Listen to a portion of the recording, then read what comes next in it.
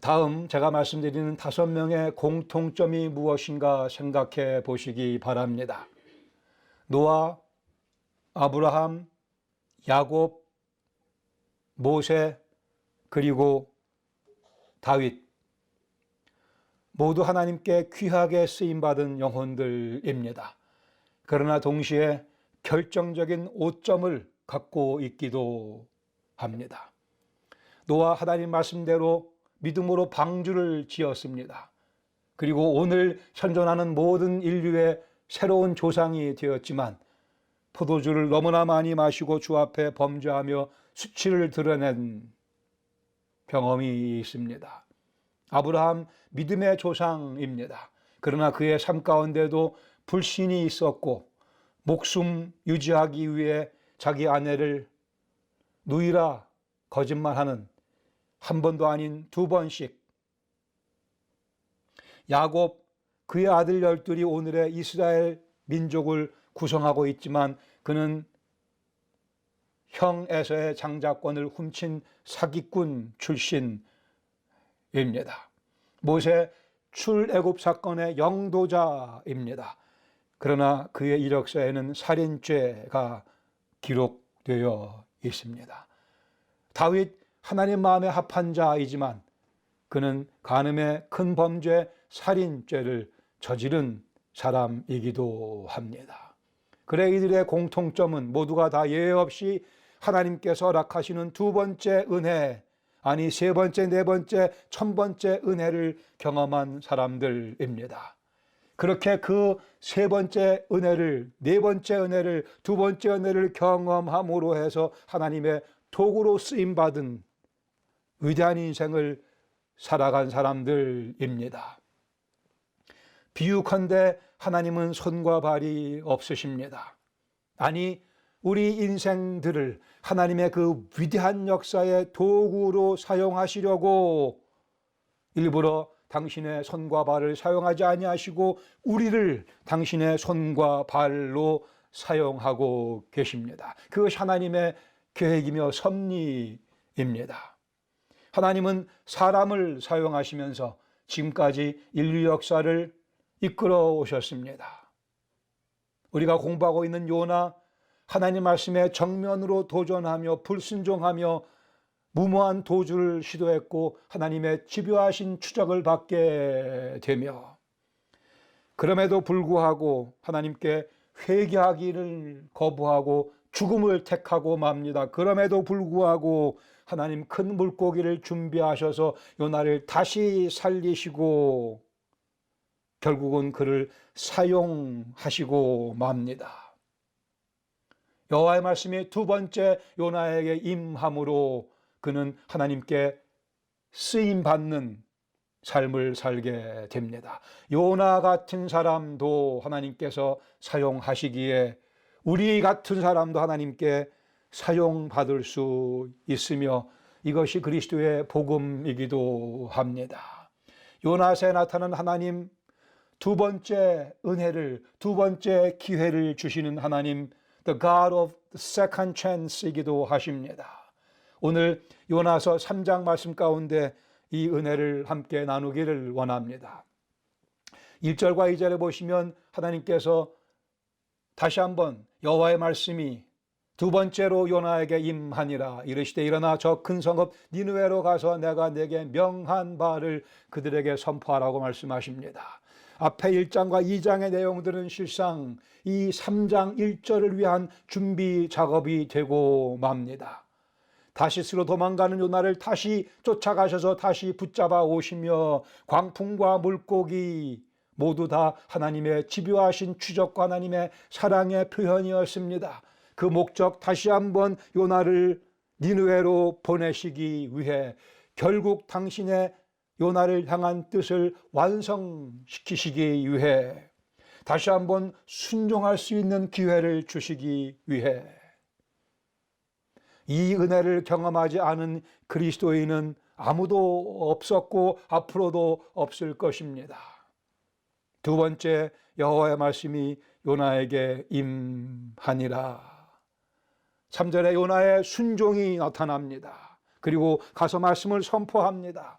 요나가 여호와의 말씀대로 일어나서 니느웨로 가니라. 말씀대로 일어나서 가니라. 그리고 가서 선포하게 되죠.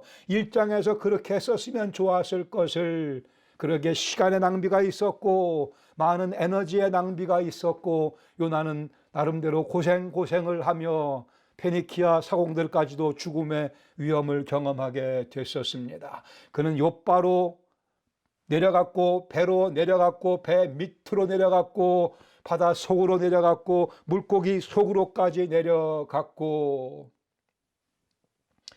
그러나 하나님께서 그를 육지로 고기를 명하여 토해내게 하시며 아마 요나가 허겁지겁 이제 니느웨를 향해서 달려가지 않았을까 생각됩니다. 니느웨까지는 걸어서 약 30일 정도 걸리는 여정길이었습니다. 하나님께서 니느웨 가까운 육지에 그냥 요나를 토해내실 수도 있었는데, 그러나 가장 가까운 육지가 사실 욥바 근처였습니다. 아마 하나님께서 30일 동안 걸어가면서 하나님의 뜻에 대해 또한 자기의 과거의 부족한 모습에 대해 묵상하며 회개하며 감사할 시간을 일부러 주신 것 아닌가 싶습니다. 물고기가 세게 토하면 요나가 니느웨 근처에 떨어질 수 있었을 거라고 저는 믿습니다.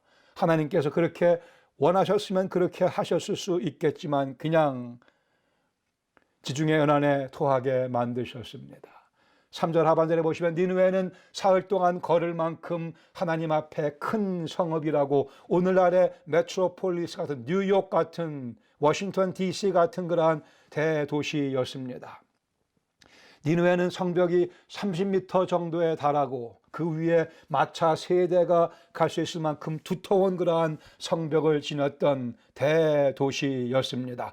60m 이상의 높이를 지닌 탑들도 1,500개 정도 있었다고 하니 오늘날 마천루가 많이 있는 뉴욕을 방불케 하는 그러한 당시의 대도시였으며 60만에서 100만 명 정도의 인구가 살았을 것이라 추정을 합니다. 대단한 위용을 지닌, 그러기에 나름대로 얼마든지 하나님 앞에서 교만해질 수 있는 그러한 도시 나라였습니다.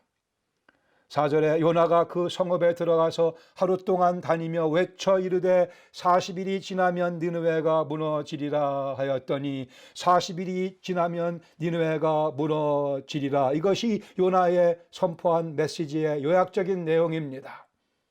히브리 원어에도 5개 단어로 되어 있습니다. 우리 번역에도 5개 단어 군으로 되어 있듯이 아주 짧은 설교입니다. 그리고 이 요나 아수르 말로 설교했을 것입니다. 마침 요즘에 영어 같은 그러한 위치에 있었던 아수르 말로, 그러나 액센트를 섞어가면서 요나가 설교했겠죠. 그리 유창한 설교는 아니었을 것입니다. 그러나 회개를 촉구하는 엄중한 하나님의 경고를 선포하는 그러한 말씀이었습니다. 5절 이하에 보시면 이러한 요나의 선포를 듣고 니느웨가 즉각적으로 그리고 온 나라가 회개 운동에 들어가게 됩니다. 5절에 니느웨 사람들이 하나님을 믿고 금식을 선포하고 높고 낮은 자를 막론하고 굵은 배 옷을 입은지라. 회개의 기적이 일어나고 있습니다. 물고기 기적 크다 하지만 물고기 기적과는 비교가 되지 않을 만큼 더 큰 스케일의 60만 100만의 영혼들이 변화를 받는 엄청난 기적이 이 니느웨 땅에 벌어지고 있습니다. 도망자 선지자 요나의 사역의 결과로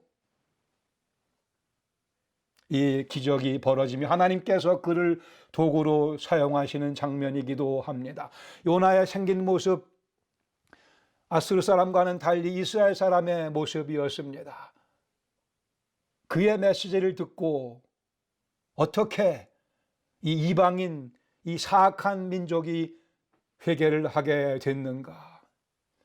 글쎄 아마도 요나가 물속이 뱃속에 들어갔다 나왔으니까 물고기 그 위에 있는 위산이 나와서 요나의 온 피부가 하얗게 표백 되었을 가능성이 많이 있습니다. 아니 실제로요. 위산이 나왔을 테니, 그리고 머리도 많이 빠졌을 것이고, 거의 빠졌을, 눈썹도 빠졌을 것이고, 하얀 모습에 머리털도 빠지고 눈썹도 없고 이상하게 생긴 그러한 사람이 와서 액센트를 섞어가며 아수르 말로 회개를 촉구하는 모습이 그들에게는 충격이 됐을지도 모르죠. 그렇다면 하나님, 우리 하나님 참 재미있는 분이십니다. 유머 감각이 뛰어나신 하나님께서 요나를 이렇게 변화시키셔서 전도자로 쓰시는 것 같기도 합니다. 나중에 하늘나라 가서 확인해 보시기 바랍니다. 역사적으로 본다면 주전 765년에 심한 질병이 아수르 전역을 휩쓸고 지나갔습니다. 그리고 얼마 안 돼 2년 후에 주전 763년 6월 15일에 개기일식이 아수르 지역에 있었습니다. 759년에 다시 질병이 그들을 괴롭혔습니다. 이러한 역사적인 정황의 흐름 가운데, 이 상황 가운데 이스라엘 사람 요나가 등장하여 그 회개한 모습을 가지고 하나님의 심판을 선포했습니다. 물론 회개의 주 원인은 선포된 말씀과 성령님의 막강하신 역사하심일 것입니다. 그들은 금식을 선포하며 굵은 배를 입는 기적적인 회개를 보여줍니다. 6절에 보시면 그 일이 니느웨 왕에게 들림에 왕이 보좌에서 일어나 왕복을 벗고 굵은 배 옷을 입고 제 위에 앉으니라. 영적 부흥이 아래로부터 위로 올라가는 그러한 분위기입니다. 5세기 이후에 로마 제국이 정치적인 목적으로 기독교화시켰던 그러한 모습과는 전혀 달리 자발적이고 순수한 성령님의 역사하심을 통하여 회개운동이 아래로부터 위로 올라가 이제 왕이 모든 보좌와 조복 대신에 굵은 배와 제 위에 앉는 그러한 회개가 이루어집니다. 이방인 왕이 여호와 하나님의 주권을 인정해 드리며 여호와 하나님만의 영광을 인정해 드리는 기적이 벌어지고 있습니다. 온 땅 전체에 배 장사하는 사람들 이때 크게 한몫 잡았을 것입니다. 모두가 다 배옷을 입고 7절에 말씀하기를 왕과 그의 대신들이 조서를 내려 니느웨에 선포하여 이르되 사람이나 짐승이나 소떼나 양떼나 아무것도 입에 대지 말라. 곧 먹지도 말 것이요 물도 마시지 말 것이며 철저한 금식, 아니 게다가 사람이든지 짐승이든지 다 굵은 배 옷을 입을 것이요. 동물도 회개했다는 뜻이 아니고 철저한 니느웨 전체의 회개를 이렇게 묘사하고 있습니다. 짐승까지도 배 옷을 입히고 먹지 못하게 하고 물도 마시지 못하게 하고, 물론 백성들은 더더구나 말할 것 없이, 그리고 힘써 하나님께 부르짖을 것이며 각기 악한 길과 손으로 행한 강포에서 떠날 것이라. 여기 악한 길과 손으로 행한 강포, 아수르는 그 잔인성이 유명합니다. 기록에 의하면 사람을 고문할 때 피부를 벗기면서 고문하는 그러한 잔인함을 보여줬습니다. 혀, 눈, 코, 손, 발, 신체 일부를 잘라버리며 고문하기도 하고 죽이기도 하고, 산채로 불에 태워 죽이기도 하고, 나치의 그러한 악랄성을 능가하는 악랄하고도 잔인한 그러한 백성, 아수르 백성이었습니다. 여기 니느웨 왕의 설교가 요나의 설교보다 더 긴 것을 보시기 바랍니다. 그리고 적용도 분명하게 하고 있습니다. 각기 악한 길과 손으로 행한 강포에서 떠날 것이라. 9절에 니느웨 왕의 설교가 계속됩니다. 하나님이 뜻을 돌이키시고 그 진노를 그치사 우리가 멸망하지 않게 하시리라. 그렇지 않을 줄 누가 알겠느냐 한지라. 설교의 적용이 정확하기도 하지만 그 가운데 겸손도 포함된 것을 보게 됩니다. 누가 알겠느냐. 우리가 긍휼을 입을 자격이 없지만 여호와 하나님이 혹 우리를 용서하지 않을 줄 누가 알겠느냐. 여기에 니느웨 왕의 설교가 참 훌륭한 설교라는 생각을 하게 만듭니다. 이제 10절에 하나님께서 뜻을 돌이키십니다. 하나님이 그들이 행한 것, 그 악한 길에서 돌이켜 떠난 것을 보시고 하나님이 뜻을 돌이키사 그들에게 내리리라고 말씀하신 재앙을 내리지 아니하시니라.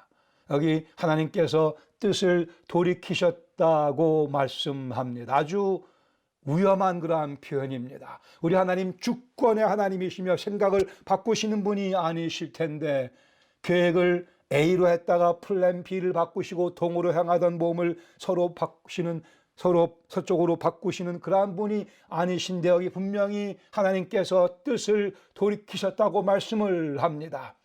출애굽기 32장에 보시면 금송아지 사건 이후에 모세가 자기 백성을 위해 하나님께 간절히 기도드리면서 12절에 이렇게 기도드림 주의 맹렬한 노를 그치시고 뜻을 돌이키사 하나님께서 이스라엘 백성들을 다 멸망시키시고 모세를 통해서 새로운 민족을 만드시겠다 말씀하셨습니다. 모세가 간절히 기도하기를 맹렬한 노를 그치시고 뜻을 돌이키사 주의 백성에게 이 죄를 내리지 마옵소서. 14절에 여호와께서 뜻을 돌이키사 말씀하신 화를 그 백성에게 내리지 아니하셨다고 되어 있습니다.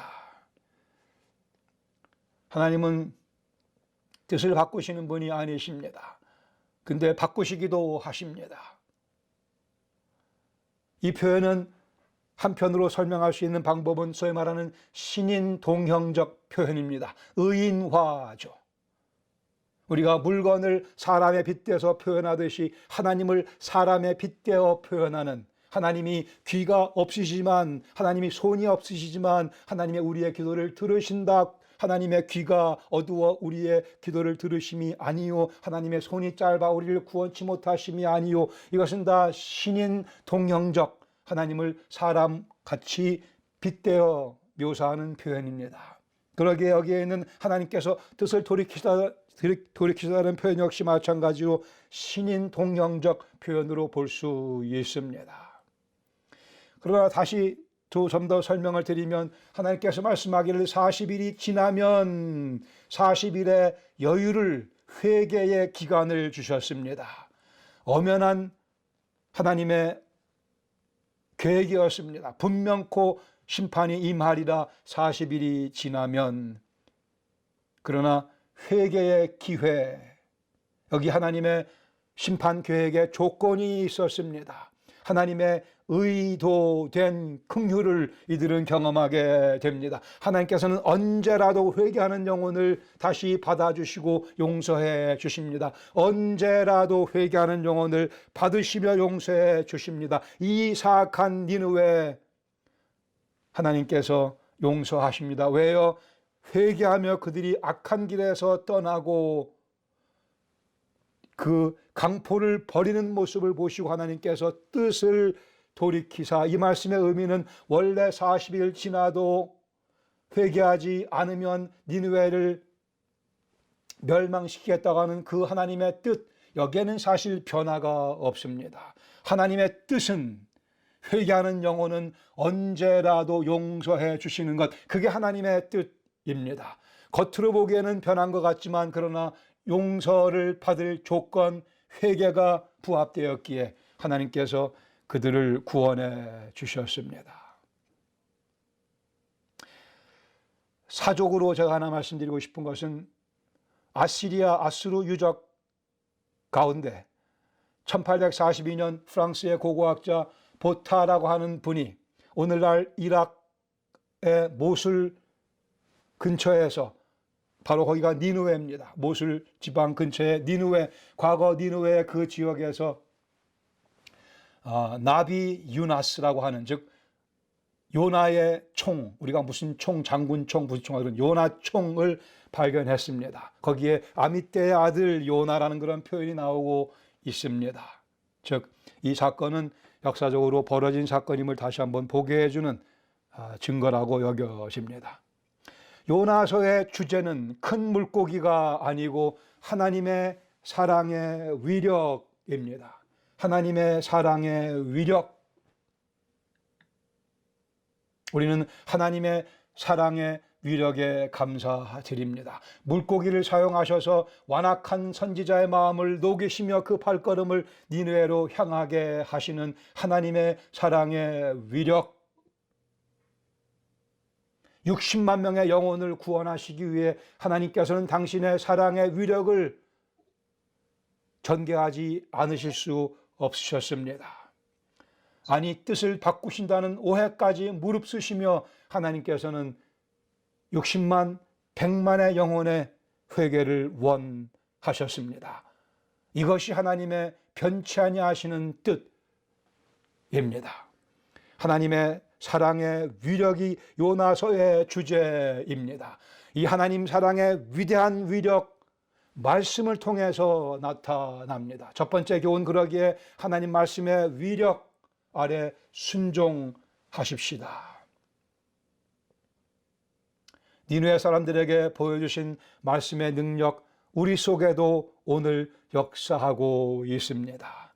때로는 요나 같은, 아니 때로는 요나보다 조금 낫기도 한, 그러나 때로는 요나보다 더 못한 우리의 모습, 때로는 니느웨 사람과 같은, 때로는 그보다 더하기도 하며 때로는 그보다 좀 덜하기도 하지만 동일하게 죄인인 우리 속에도 하나님 말씀이 계속해서 들려오고 있으며 그 하나님 말씀이 우리의 생명력을 유지해 주십니다.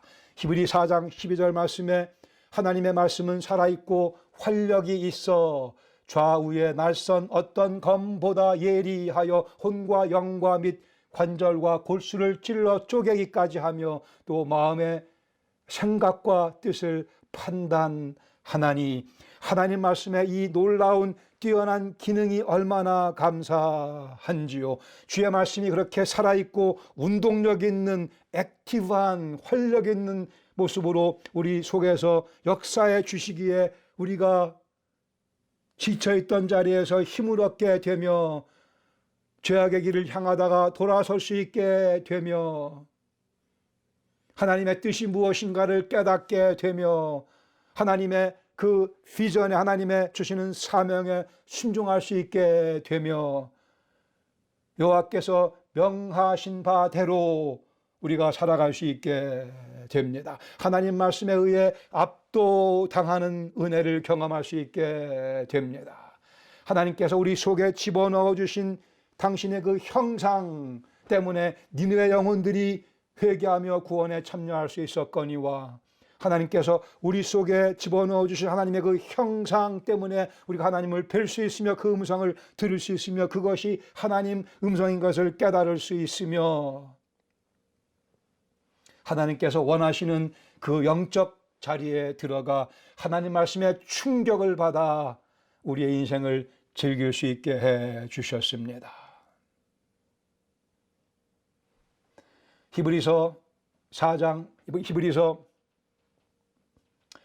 2절에 말씀하기를 그들과 같이 우리도 복음 전함을 받은 자이나 그러나 들은 바 그 말씀이 그들에게 유익하지 못한 것은, 그 능력의 충격적인 말씀이 유익하지 못한 것은 듣는 자가 믿음과 결부시키지 아니함이라, 믿음으로 화합하지 아니함이라. 생명의 말씀의 씨를 믿음으로 결합시켜야만 거기에 생명력이 폭발되게 되어 있습니다. 우리는 이 진리를 너무나 잘 알고 있으며 이 진리를 가장 깊은 의미에서 이미 경험한 사람들입니다. 그 말씀을 통하여 우리가 거듭났고 하나님께로부터 태어나지 않았습니까?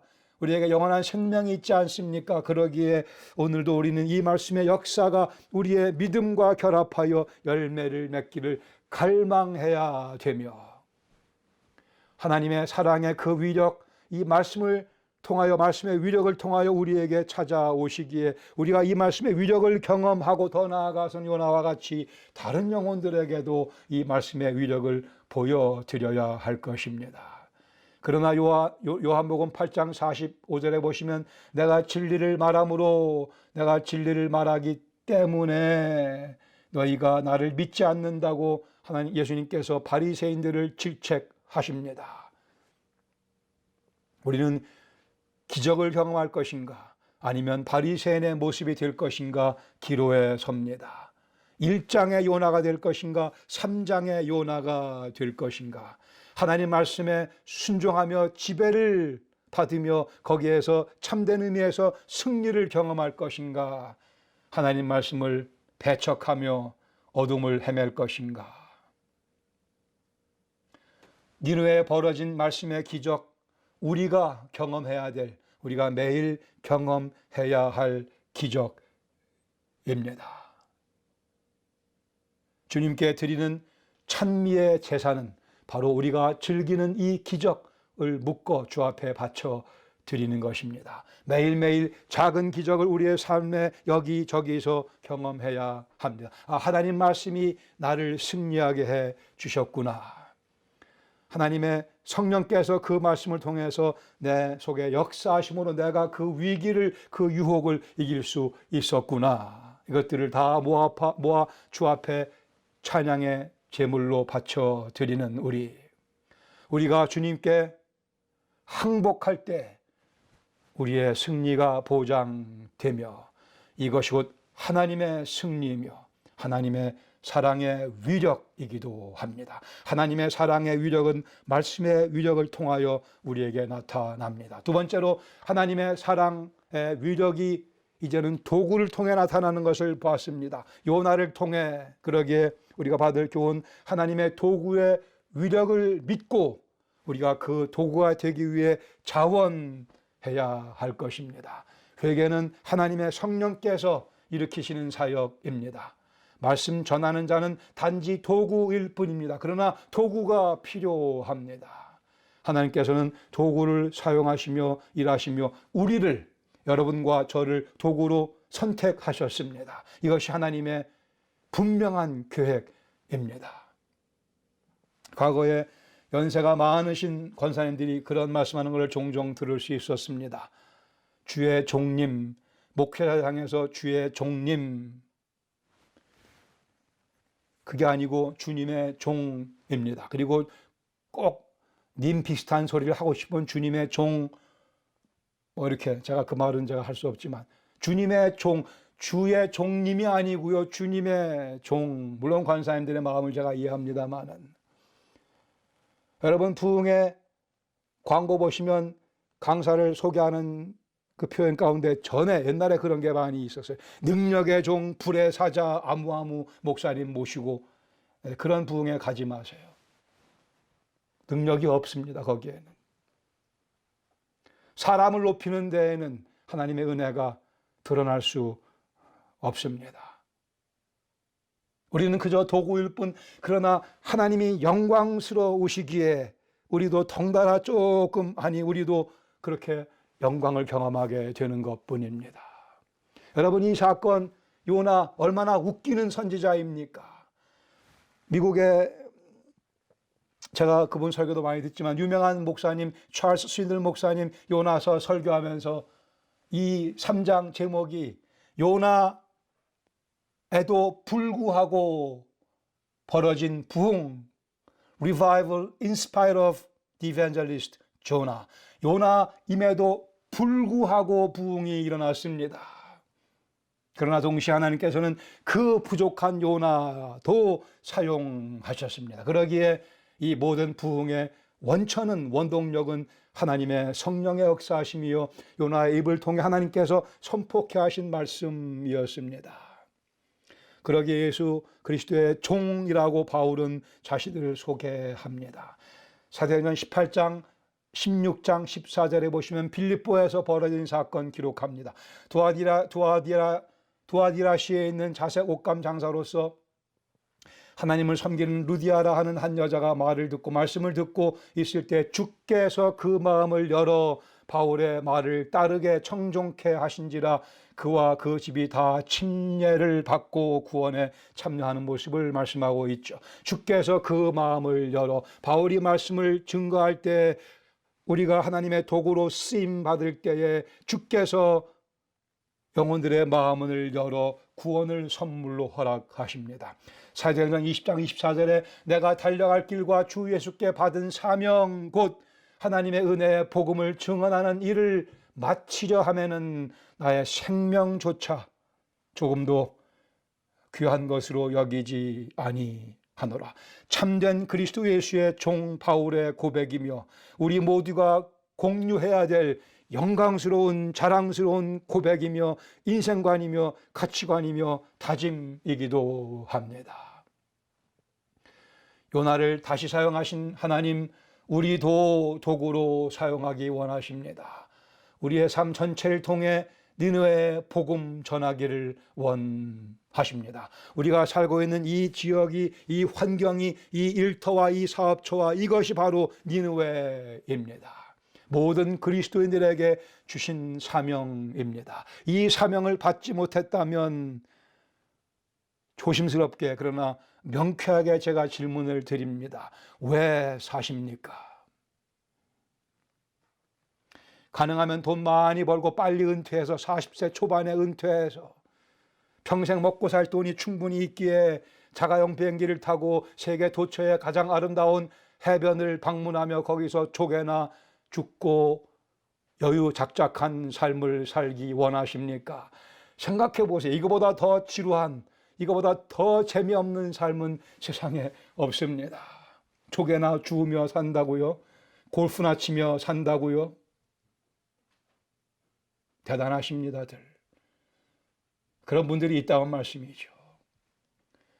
다른 영혼을 살리는 일에 하나님께서 나를 사용하신다는 확신과 영광을 원치 아니하십니까? 내 주위의 인생을 변화시키는 즐거움과 흥분감을 맛보고 싶지 않으십니까? 하나님 도구로서의 위력을 맛보며 살아가는 한 주간이 되시기를 바랍니다. 이것이 우리의 꿈이요 우리의 열망입니다. 요나가 순종하는 기간 동안 그는 부흥의 도구로 크게, 엄청나게 크게 쓰임 받았습니다. 60만 영혼을 여호와께로 인도하는 일 전무후무한, 예수님도 그렇게 못하셨고 베드로도 그렇게 못했고 사도 바울도 그렇게 못했고 요나만 60만 내지 100만 명의 영혼을 하나님께 인도했습니다.